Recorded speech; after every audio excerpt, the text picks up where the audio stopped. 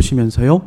시편 46편입니다.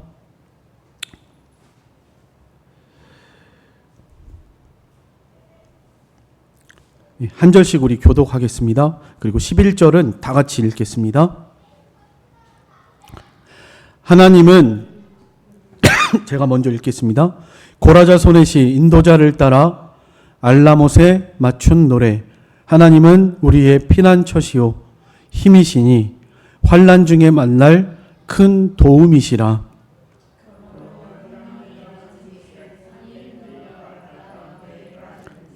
바닷물이 솟아나고 뛰놀든지 그것이 넘침으로 산이 흔들릴지라도 우리는 두려워하지 아니하리로다. 셀라.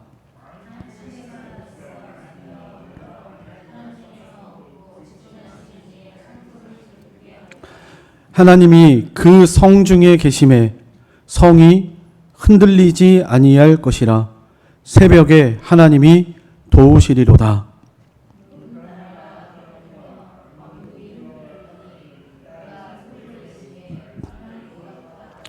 만군의 여호와께서 우리와 함께 하시니 야곱의 하나님은 우리의 피난처시로다. 셀라.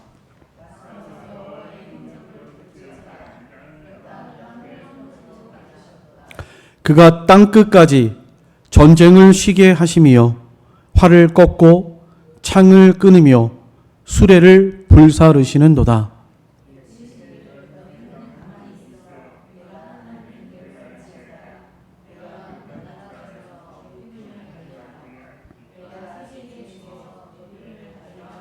(11절) 다 같이 읽겠습니다. 시작. 만군의 여호와께서 우리와 함께 하시니 야곱의 하나님은 우리의 피난처시로다. 셀라. 아멘. 예, 오늘 말씀을 통해서 새벽에 하나님이 도우시리로다, 이런 제목으로 말씀을 증거하고자 합니다. 오늘 본문의 5절입니다. 하나님은 그 성 중에 계심에 성이 흔들리지 아니할 것이라. 새벽에 하나님이 도우시리로다. 예, 오늘 이 말씀을 통해서 시편 46편을 통해서 새벽에 하나님이 도우시리로다, 이런 제목으로 말씀을 상고하며 은혜를 나누고자 합니다. 이 시편 46편은 고라자손의 시 인도자를 따라 알라못에 맞춘 노래, 이렇게 표제어에 기록되어 있습니다. 이 표제어대로 고라자손이 쓴 시이고 또 그 인도자를 따라서, 이 고라자손은 이스라엘 백성 중에 찬양을 하던 봉사자들입니다. 레위 지파 중에 한 족속들이고, 특별히 성전에서 찬양대로서, 성가대로서 활동을 했던, 봉사를 했던 그런 족속입니다. 이 고라자손이 이 시를 지었고요. 그리고 인도자를 따라, 그러니까 지휘하는 사람이 있었고, 그 지휘하는 사람에 맞춰서 알라못에 맞춘 노래다. 이 알라못이라고 하는 이 단어가 여성, 젊은 여성, 처녀, 또 여자를 가리키는 그런 단어입니다. 그래서 젊은 여인이 노래하는, 그래서 소프라노, 좀 높고 밝고 경쾌하게, 아마 그런 의미를 가진 것으로 그렇게 해석들을 하고 있습니다. 이 종교개혁자 마틴 루터가 이 시편 46편을 아주 좋아했고, 또 이 시편 46편을 읽고 나서 아주 깊이 묵상하면서 감명을 받아서 그도 이 시편을 읽고 시를 한 편 썼습니다. 내 주는 강한 성이요 방패와 병기 되시니 큰 환난에서 우리를 구하여 내시리로다. 옛 원수 마귀는 이때도 힘을 써 모략과 권세로 무기를 삼으니 천하에 누가 당하랴. 내 힘만 의지할 때는 패할 수밖에 없도다. 힘 있는 장수 나와서 날 대신하여 싸우네. 이 장수 누군가? 주 예수 그리스도 만군의 주로다. 당할 자 누구랴? 반드시 이기리로다. 이 땅에 막이 들끓어 우리를 삼키려 하나 겁내지 말고 섰거라. 진리로 이기리로다. 친척과 재물과 명예와 생명을 다 빼앗긴데도 진리는 살아서 그 나라 영원하리라. 우리 아까 찬송가 585장이죠. 여기에다가 루터가 직접 또 곡을 붙였습니다. 이 알라못이라고 하는 이 의미를 좀 잘 이해하고 아마 곡을 붙인 것이라 생각이 됩니다. 그래서 처음부터 아주 경쾌하게 시작을 합니다. 내 주는 강한 성이요. 아주 힘차게, 경쾌하게, 밝게 이렇게 시작하고 있는 것을 보고 있습니다. 이 루터가 이 찬송을 좋아한 이유 중에 가장 큰 이유가 아마 자신의 모든 형편과 처지가 이와 같았기 때문이다 라고 생각이 됩니다. 여기 시편을 우리가 읽어보시면 아시겠지만 여기에 어느 시대 때 기록됐다라고 정확하게 나와 있지는 않습니다. 그렇지만 보통 이 성경을 연구하는 학자들 또 정통 해석은 이게 히스기야 왕 때 이 시편 찬송이 기록된 것으로 보고 있습니다. 히스기야 왕이 다스릴 때요, 아수르의 사네립이 예루살렘을 공격해 왔고 예루살렘 성을 둘러싸서 나가지도 못하고 들어오지도 못하고 정말 꼼짝없이, 옛날에 속담 중에 그 도간에 든 쥐라는 말이 있죠. 마치 그와 같이 꼼짝없이 죽을 수밖에 없는 그런 상황. 또 그 아수르 왕 사네립이 지금까지도 계속해서 승승장구했고 어떤 나라도 아수르를 이기지 못했고 지금 예루살렘을 포위하면서도 그 히스기야 왕에게 편지를 써서 보냈죠. 너도 항복해라. 우리를 막을 수 있는 군대도 없고 신도 없다. 지금까지도 많은 신들이 우리에게 굴복을 당했다.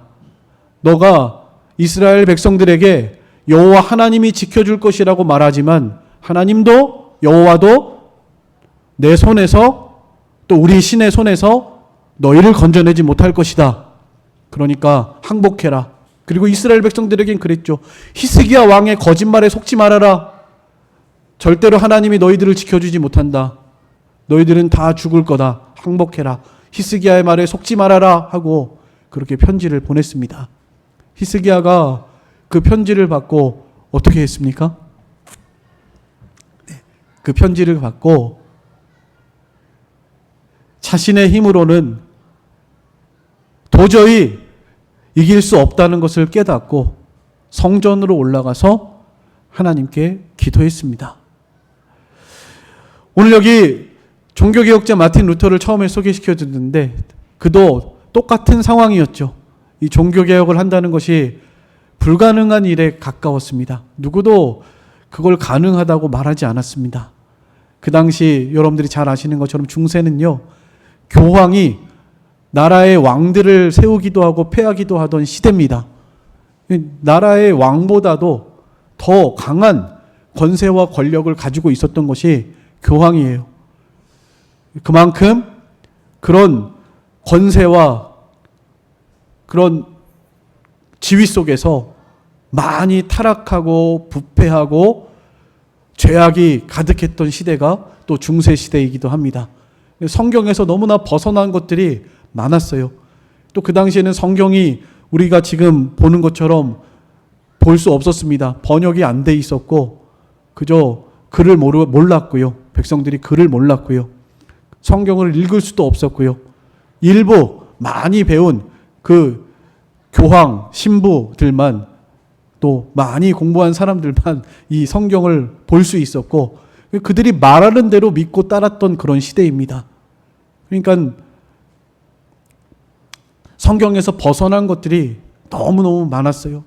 종교개혁자 루터가 성경을 읽다가 이것은 정말 아니다 라고 생각한 것이 특별히 95개, 그래서 그것을 붙였죠. 이것이 잘못됐다. 성경적이지 않다. 그래서 그것을 주장하면서 그 당시 거대한, 정말 계란으로 바위를 치는 것 같은 그런 거대한 이런 교황의 권세 아래 도전을 한 것이죠. 근데 결국에는 그 교황에 의해서 그 황제가 루터를 나라에서 추방시켰습니다. 추방을 명령했고, 도저히 살 수 없는 상황. 그래서 숨어 지내기도 하고요. 오랜 동안 은둔 생활을 하기도 하고요. 정말 수많은 역경과 고난 속에서 그렇게 자신의 상황과 너무나 비슷했기 때문에 아마 이 시편을 좋아하지 않았을까 생각을 합니다. 또 한때는 이 루터가 정말로 낙심을 하고 좌절해서 포기하는 상태까지 갔었죠. 아무것도 하지 않고 그냥 집안에만 누워 있었다고 그래요. 그 모습을 보는 아내는 어땠을까요? 아내가 어느 날 상복을 입고 하얀 옷을 입고 곡을 했습니다. 죽은 사람 곡을 했어요.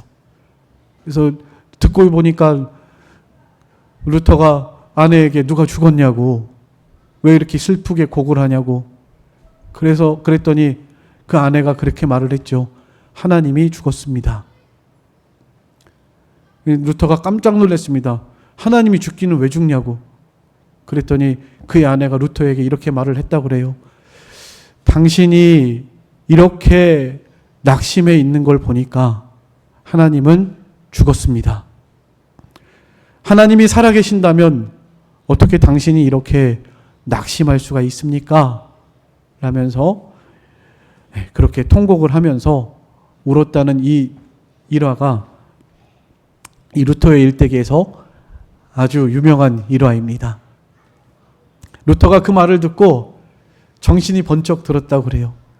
그래서 툴툴 털어버리고 다시 용기를 내서 힘을 내서 이 하나님이 함께 해주셔서, 살아계신 하나님이 함께 해주셔서 이 종교개혁을 이룩할 수가 있었습니다. 오늘 여기 본문의 시편, 히스기야 왕 때 아수르 왕 사네립이 예루살렘을 둘러싸고 정말 인간의 힘으로 아무것도 할 수 없는 이런 절체절명의 위기 가운데 있을 때 이 시를 썼다라고 그렇게 보고 있습니다. 이 찬양의 중심 내용이 뭡니까? 오늘 이것이 중요한데, 이 찬양이 하나님께 대해서 어떻게 지금 찬양하고 있습니까? 좀 크게 두 가지를 찬양하고 있는 것 같습니다. 전쟁의 환난 중에 큰 위기 상황 속에서 그래도 하나님이 우리와 함께 하시고 우리를 지켜주실 것이다. 이런 신앙 고백적인 찬양을 하고 있습니다. 지금 환난이 있는 상황 중 아직도 환난의 위기가 그대로 있는 상황 중에서도, 그러니까 하나님이 우리와 지금도 함께하고 계신다. 그리고 하나님이 우리를 이 위기 가운데에서, 이 전쟁 가운데에서, 이 고난 두려움 가운데에서 우리를 건져주실 것입니다. 이런 하나님을 믿고 신앙을 고백하는 그런 신앙 고백적인 의미가 이 찬송에 담겨 있습니다. 어느 시대라고 아까 나와 있지 않다고 그랬지만 이 시편을 보시면요, 환난 중에 있는 것이 분명하고요. 그 환난이 너무너무 심해서 정말 두려워할 수밖에 없는 그런 상황 중에 있다라는 것을 말하고 있고요. 특별히 그 환난의 종류가 전쟁이라는 것까지도 언급하고 있습니다. 전쟁 때문에 지금 짓밟히고 정말 환난과 고난 가운데에서 두렵고 어떻게 할 수 없는 그런 상황 가운데 있는 가운데에서 기록했다라는 것은 분명한 여기 본문에 나타난 사실이라고 할 수가 있겠습니다. 이 가운데에서도 지금 하나님을 신뢰하고 살아계신 하나님으로 믿고 의지하고 있는 이런 신앙 고백적인 의미, 이게 중심 내용이고요. 또 한 가지는 만군의 하나님 여호와께서 우리를 구원하셨습니다. 찬송하고 있는 찬송의 내용으로 그렇게 구성되어 있습니다. 하나님을 의지하는 신앙 고백, 그리고 그 신앙 고백에 의한 하나님의 역사하심과 도우심과 일하심을 통한 하나님의 구원을 찬송하고 있는 찬송의 시로 이렇게 두 가지 큰 중심 내용을 가지고 있다라는 것을 여러분들 오늘 이 시편을 통해서 볼 수 있습니다. 오늘 우리들의 삶 속에서도 여러 가지 어렵고 힘든 일들을 만날 때가 있죠. 때로는 정말 너무나 그 어려운 일이, 그 고난이 심해서 도저히 내 힘으로 이제는 더 이상 감당할 수 없겠구나. 그건 내가 할 수 있는 일이 아니구나. 이렇게 생각이 되는, 여기서 솟아날 구멍이 없다. 사방이 다 우겨쌈을 당하고 더 이상 살 소망이 없는 그런 환난과 고난을 만나는 때도 우리의 삶 가운데 분명히 있을 것입니다. 오늘 이 시편은 바로 그러한 상황 가운데에서 쓰여진 시편이라는 것을 꼭 기억하셨으면 좋겠습니다. 여러분, 하나님이 살아계신 것을 믿으십니까? 여러분, 지금도 하나님께서 살아계시다고 믿으세요? 여러분, 우리가 이 시편의 기자처럼 이런 어려운 일을 만났을 때 우리가 해야 할 신앙의 고백이 있는데, 이런 상황 가운데에서 꼭 잊지 말아야 할, 단단히 붙잡아야 할 중요한 신앙 고백 중에 하나가, 첫 번째가 하나님이 우리와 함께 하고 계시다는 것을 믿는 것입니다. 한번 같이 따라해 보시죠. 하나님이 지금도 나와 함께 계십니다. 네. 어떤 일을 만나셔도, 아무리 큰 환난과 역경 가운데 있다 할지라도 하나님께서는 지금도 살아계셔서 여러분들과 또 저와 함께 하시는 살아계신 하나님이신 줄을 믿습니다.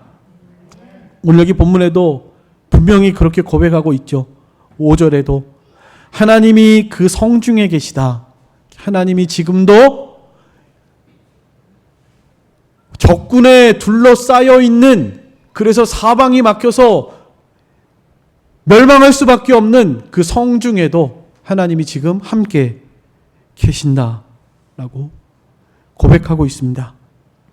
또 7절에도 만군의 여호와께서 우리와 함께 계시니, 하나님이 지금도 이 어려운 가운데서도 나와 함께 계신다고 그렇게 고백하고 있습니다. 11절에도 그랬죠. 만군의 여호와께서 우리와 함께 계시니, 하나님께서요, 우리를 사랑하시기 때문에 독생자를 아끼지 아니하시고 이 땅에 보내주셨습니다. 여러분 가장 사랑하는 것 무엇입니까? 아마 자녀들이 계신 부모님이라면 가장 사랑하고 가장 귀하게 여기는 것, 나의 자녀라고 말할 수 있으실 것 같아요. 그죠? 나의 자녀. 내어주실 수 있으시겠습니까? 하나님은 우리를 사랑하셔서 내어주셨단 말이에요. 그렇게 우리를 사랑하시는 하나님께서 왜 우리를 버리시겠어요? 사람은 악해서 혹시 너희 자녀를 버릴지라도 나는 너희를 절대 버리지 않을 것이다. 하나님이 말씀하셨죠. 때로는 우리가 정말 힘들고 어려울 때 그런 생각 하시는 분들이 있어요. 하나님이 나를 버리셨다.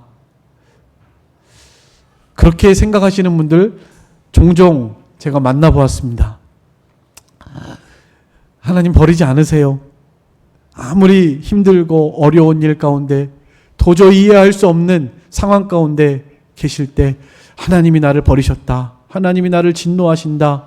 이렇게 여러분들이 생각하실지 모르겠지만 그렇지 않다라는 것을 꼭 기억하셨으면 좋겠습니다. 절대로 버리지 않으시고요. 여러분들을 사랑하셔서 언제나 변함없이 함께 하시는 하나님이시라는 것을 꼭 기억하셨으면 좋겠습니다. 신명기 31장 8절에 여호와 그가 내 앞에서 가시며 너와 함께 하사 너를 떠나지 아니하시며 버리지 아니하시리니 너는 두려워하지 말아라. 놀라지 말아라. 이렇게 이스라엘 백성들에게 말씀하셨고요. 시편 23편 4절에도 내가 사망의 음침한 골짜기로 다닐지라도 해를 두려워하지 않을 것은 주께서 나와 함께 하심이라. 주의 지팡이와 막대기가 나를 안위하시나이다. 사망의 음침한 골짜기에 있을 때도 두려워하지 않겠다는 거예요. 이건 시편 다윗의 고백입니다.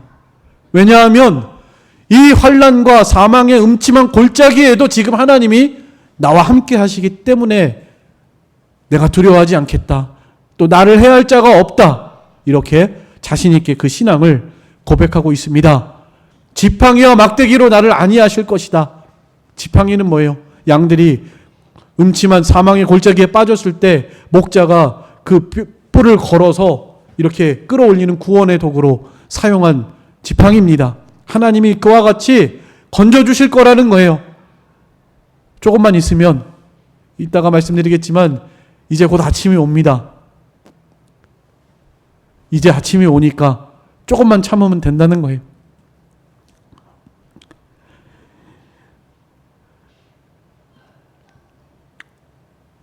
하나님께서 우리를 복 주시기 위해서 떠나지 않으시고 함께 하시는 줄을 믿고, 여러분 어떠한 상황 가운데 계시든지 낙심하거나 절망하지 마시고, 지금 그 상황 중에도 하나님이 다 보고 계시고 듣고 계시고 알고 계시다라는 것을 꼭 기억하셨으면 좋겠습니다. 그리고 잊지 말아야 할 거, 기도하셔야 합니다. 살아계신 하나님을 의지해서 기도하셔야 해요. 기도는 우리 신앙 고백에 말로만 고백하는 것이 아니라 실천입니다. 행동이에요, 행동. 정말로 하나님을 살아계신 하나님으로 믿고 의지하신다면 기도하셔야 합니다.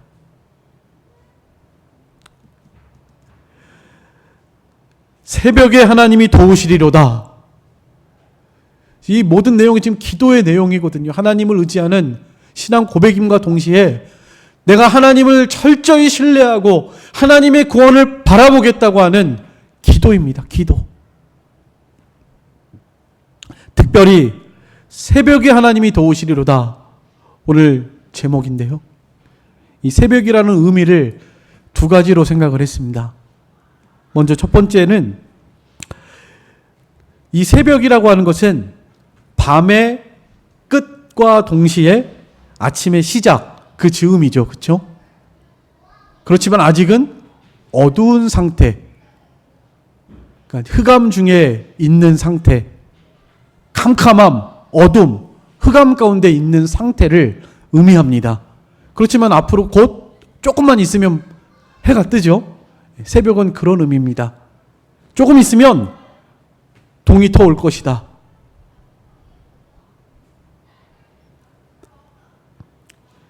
그 시점, 어둠이 물러가고 밝은 아침이 다가오는 그런 시점을 가리켜요. 새벽에 하나님이 도우시리로다. 여러분, 기도는요, 이런 능력이 있습니다. 지금 캄캄함과 어둠과 환난과 역경이 있어서 도저히 어떻게 할 수 없는, 정말 막막하고 답답하고 사망의 음침한 골짜기에 있는 것 같은 그런 상황 중에서, 거기서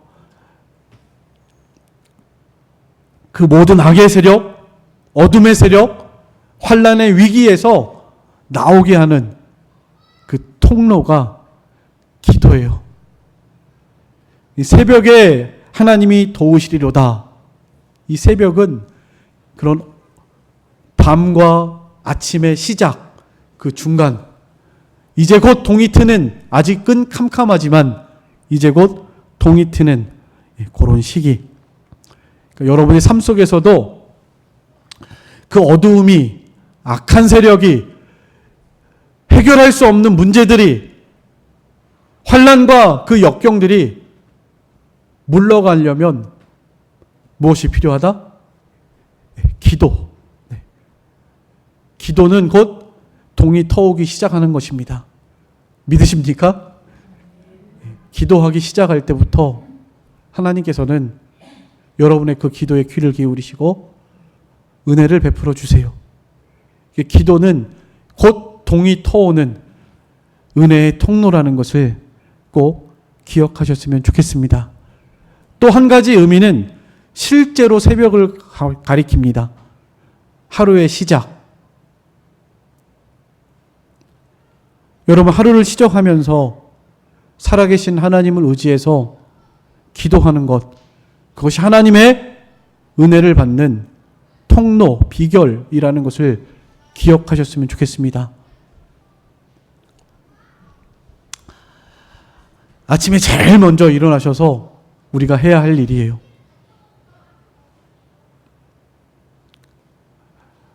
바쁘셔서 허둥지둥 살아가지 마시고 바쁠수록 하나님을 의지해서 기도할 수 있는 우리 모든 성도들이 되셨으면 좋겠습니다. 꼭 눈 감고 교회 나와서만 기도할 수 있는 것은 아니죠. 언제든지. 예를 들면 밥을 하시면서도, 오늘 아침에 일어나서 쌀을 씻으시면서도, 고요한 가운데에서 하나님 의지하고 기도하실 수 있습니다. 직장이 멀어서 차를 타고 운전하고 가시면서도 하나님 의지하면서 기도하실 수 있고요. 기도해야 합니다. 기도.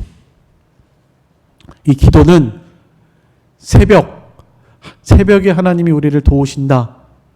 기도하는 것은 바로 그런 신앙 고백이에요. 아무리 바쁘셔도 하루를 시작하시면서 꼭 기도하세요. 여러분이 가장 사랑하는 것들을 위해서, 또 하나님께서 항상 함께 해주시고 보호해 주시고 지켜주시기를 기도하면 그 하루가 얼마나 든든한지 몰라요. 기도하지 않기 때문에 불안하고, 기도하지 않기 때문에 답답하고 걱정되고 두렵고, 우리가 정말로 새벽에 하나님이 도우시리라 기도하면 하나님께서 살아계셔서 우리의 삶 가운데 항상 함께 하시는 것을 분명히 깨닫게 될 것이고요. 또 기도하면 하나님께서 우리의 기도에 응답하실 것입니다. 우리의 삶 속에서 새벽에 살아계신 하나님을 의지해서 기도하는 일, 하루를 시작하면서 제일 먼저 하루의 삶을 하나님께 맡기고 기도하시는 일, 빼먹지 마시고 꼭 하루의 시작을 하나님과 함께 동행할 수 있는 우리들의 신앙이 됐으면 좋겠습니다. 시편 50편 15절에는 환난 날에 나를 부르라 내가 너를 건지리니 내가 나를 영화롭게 하리로다 말씀했습니다.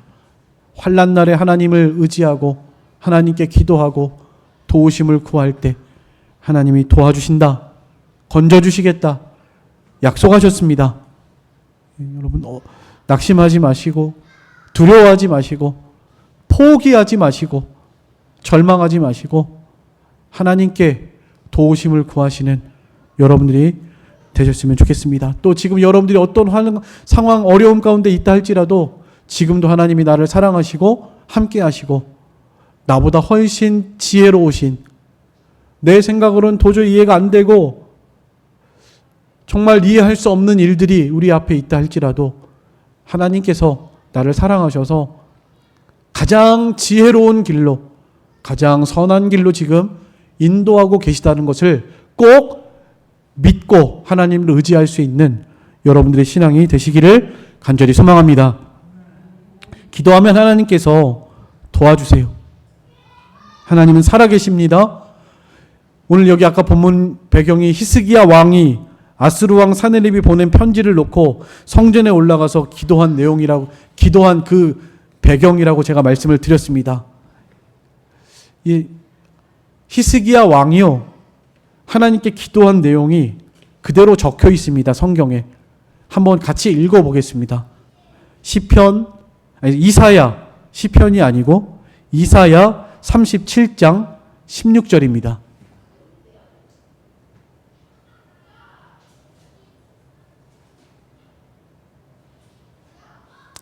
이사야 37장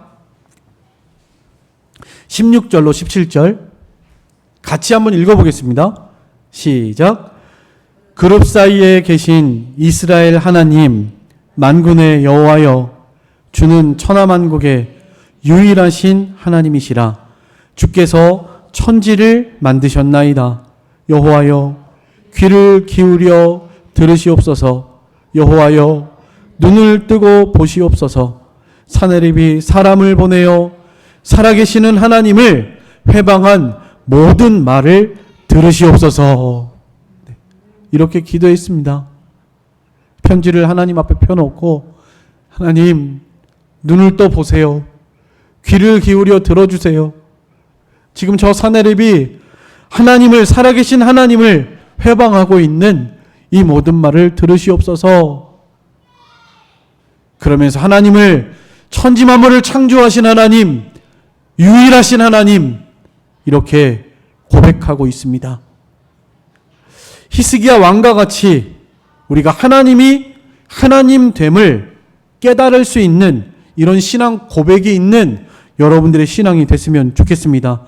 오늘 본문 10절에 보시면 이르시기를 너희는 가만히 있어 내가 하나님됨을 알지어다.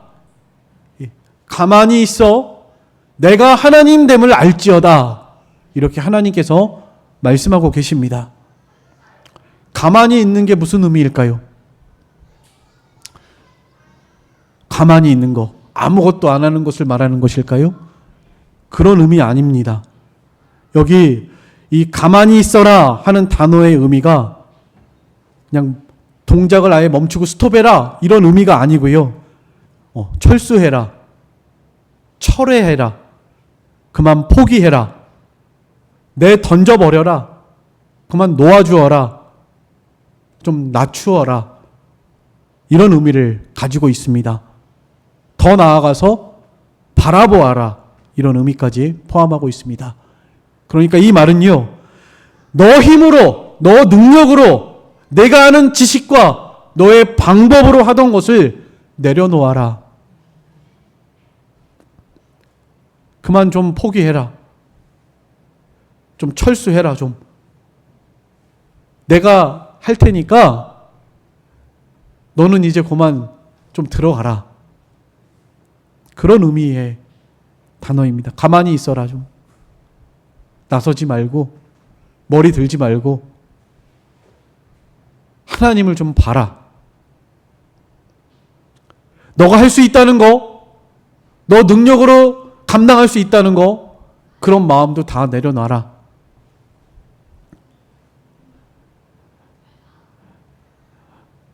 그리고 하나님을 바라봐라. 내가 할 거니까 좀 나를 좀 주목해라. 너는 좀 가만히 있고 내가 하나님 되는 것을, 하나님 됨을 좀 알아라.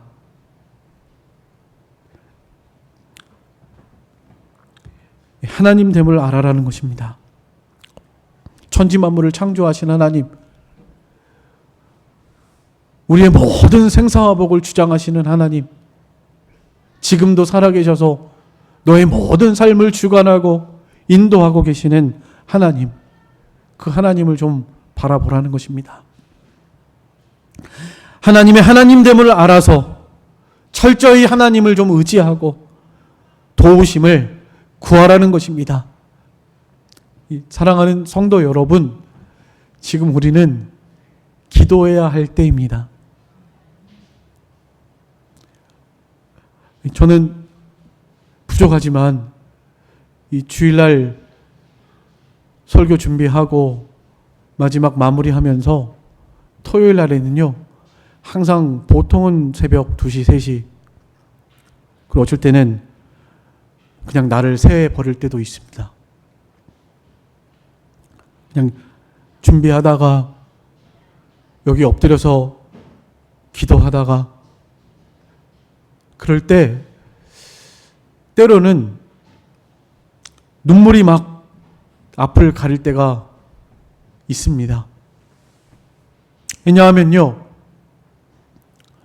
저 자신이 너무나 연약하다는 것이 깨달아질 때가 많기 때문에 그렇습니다.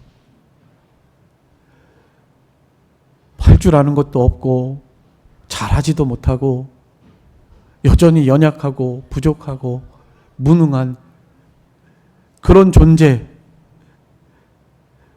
것이 깨달아지니까 그냥 눈물이 나고요. 또 우리 교회 성도들 가정을 생각하면서 기도할 때도 그렇습니다. 이 가정을 생각하면 도저히 이 문제가 해결될 것 같지 않고, 저 가정을 생각하면 앞이 막막하고 답답하고 어떻게 할 수 없고 뭐 해줄 수 있는 것도 없고 해결될 것 같지도 않고, 그러니까 막 눈물이 나요. 너무너무 안타깝고 가련하고 불쌍하고 긍휼한 마음이 들고, 저 자신의 연약함, 또 여러 가지 상황, 이런 것들이 이렇게 눈물 나게 할 때가 종종 있습니다. 근데 하나님께서요, 사실 오늘 이 말씀 준비하면서도 오늘도 저에게 말씀으로 이렇게 위로해 주셨는데, 고린도후서 12장 10절에 보면요, 너가 약할 그때가 곧 강한 때다. 내가 일할 때야. 하나님께서 그런 이 말씀으로 감동하십니다.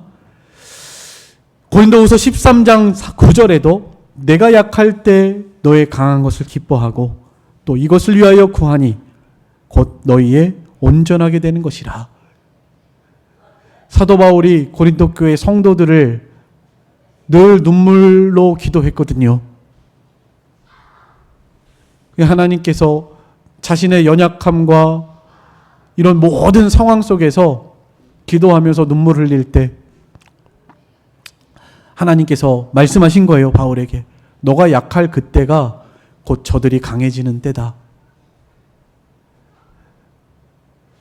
이것을 위해서 구할 때 하나님께서 너희를, 그러니까 고린도 교회 성도들을 온전하게 할 것이다라는 것을 말씀하고 있습니다. 여러분, 우리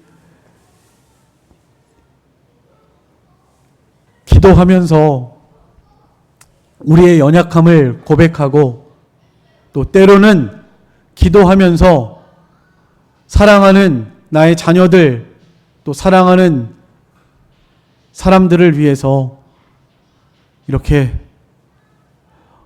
눈물로 기도할 수 있는 우리 모든 성도들 다 되셨으면 좋겠습니다.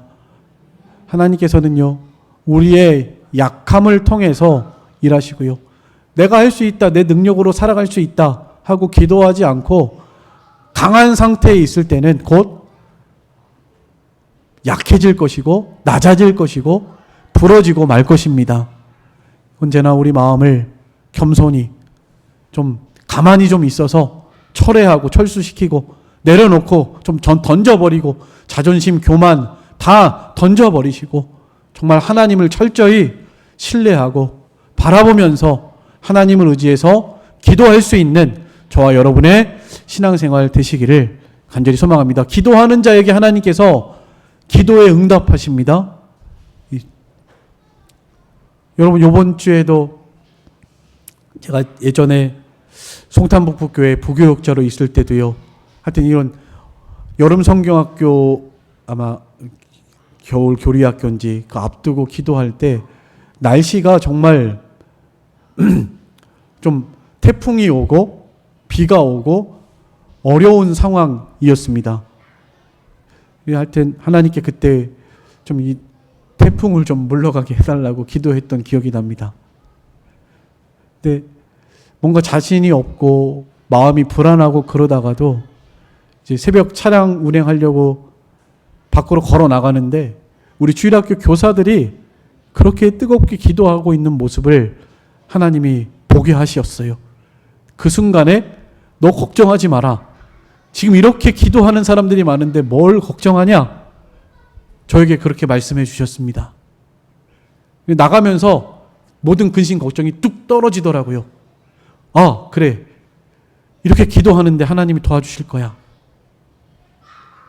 여러분 진짜 신기한 일이거든요. 이거 기도하지 않고서는 경험할 수 없는 일인데 그냥 우연히 지나가는 일로 생각될 수도 있겠죠. 그날 있잖아요. 하늘에 구멍이 났습니다. 구멍이 나서 지금 태풍 중에 있는데 다른 데는 막 비가 오는데 지금 우리 교회에는 햇빛이 떴어요. 여러분 이거 정말 신기한 일이란 경험이라니까요. 요번에도요. 날씨 때문에 제가 걱정 많이 했거든. 장마였잖아요. 이번 주에 계속. 날씨 예보를 보니까 토요일까지 비가 온다고 돼 있었습니다. 근데 하나님께서요. 저 비 구름을 저 밑으로 가지고 가셨습니다. 어제 비 안 왔어요. 그래서. 사소한 일 같죠? 아니, 그 뭐 기도해서 된 거야? 우연히 된 거 아니야? 라고 여러분들 생각하실 수 있겠지만 저는 안 그래요. 하나님이 지금 내 기도를 들어주셨어.